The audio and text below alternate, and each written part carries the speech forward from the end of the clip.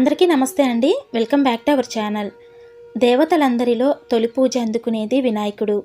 పూజ కానీ శుభకార్యం కానీ ఏదైనా సరే ముందుగా వినాయకుడిని పూజించిన తర్వాత మిగతా పూజను ప్రారంభిస్తారు. వినాయకుడిని ఎంతో పరమ పవిత్రంగా వివిధ పుష్పాలతో వివిధ దళాలతో పూజిస్తాము. కానీ పవిత్రమైన తులసి దళాలను మాత్రం వినాయకుని పూజలో ఉపయోగించకూడదు. అసలు వినాయకుని పూజలో ఎంతో పరమ పవిత్రమైన తులసి దళాలను ఎందుకు ఉపయోగించకూడదు అనే కారణాన్ని ఈ వీడియోలో షేర్ చేయబోతున్నాను. ఆదిదేవుడైన గణపతిని పూజించిన వారికి సకల సంపదలు అష్టైశ్వర్యాలు చేకూరుతాయి. వినాయకుణ్ణి 21 ఆకులతో 21 పూలతో 21 గరికలతో గణపతికి పూజ చేస్తే సర్వం సిద్ధిస్తుంది అంటారు. అక్షతలతో విష్ణుమూర్తికి, మొగలి పూలతో పరమేశ్వరునికి, తులసి దళాలతో గణపతికి పూజ చేయకూడదని మన శాస్త్రం చెబుతుందండి. అసలు తులసి దళాలను గణపతి పూజలో ఉపయోగించకపోవటానికి కారణము మన పురాణాల ప్రకారం చూస్తే హంసధ్వజుని పుత్రుడైన ధర్మధ్వజునికి విష్ణువు అంశ వలన కలిగిన సంతానమే తులసీమాత. ఈమె గంగానది తీరంలో విహరిస్తున్నప్పుడు అటుగా వచ్చిన గణపతిని చూచి మోహిస్తుంది. తనను వివాహం చేసుకోమని గణపతిని అడుగుతుంది. అందుకు వినాయకుడు ఒప్పుకోకపోవటంతో దీర్ఘకాలము బ్రహ్మచారిగానే ఉండిపోమ్మని గణపతిని శపిస్తుంది తులసి. రాక్షసునికి జీవితాంతము బందీగా ఉండిపోమ్మని ప్రతిశాపం ఇస్తాడు వినాయకుడు. అయితే ఆ శాపాన్ని భరించలేనని తులసి వేడుకోగా విష్ణుమూర్తి వలన విమోచనం పొంది తులసి వృక్షంగా అవతరిస్తావని అనుగ్రహిస్తాడు. ఆ తరువాత తులసి బ్రహ్మదేవుని వరంతో శంఖచూడుడనే రాక్షసుని వివాహం చేసుకుంటుంది.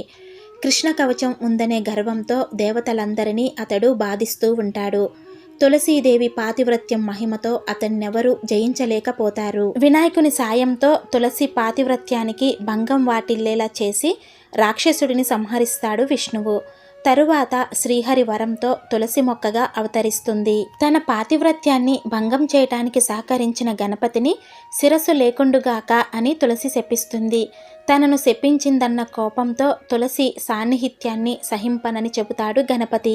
అయితే ఒక్క వినాయక చవితి రోజు మాత్రమే మినహాయింపు ఉన్నట్లు ఆ రోజు ఉపయోగించే 21 రకాల పత్రిలో తులసి దళాన్ని కూడా ఉపయోగించవచ్చని చెబుతారు. అందుకే వినాయక చవితి రోజు తప్ప మిగిలిన ఏ రోజు కూడా వినాయకుడికి తులసి దళాన్ని సమర్పించకూడదు. వినాయక చవితి ఒక్కరోజు మాత్రం తులసి దళాలను వినాయకుడి పూజలో ఉపయోగించవచ్చు. అయితే మనము ఏ పూజ చేసినా ఏ వ్రతం చేసినా ముందుగా పసుపు గణపతికి పూజ చేసుకుంటాం కదండి.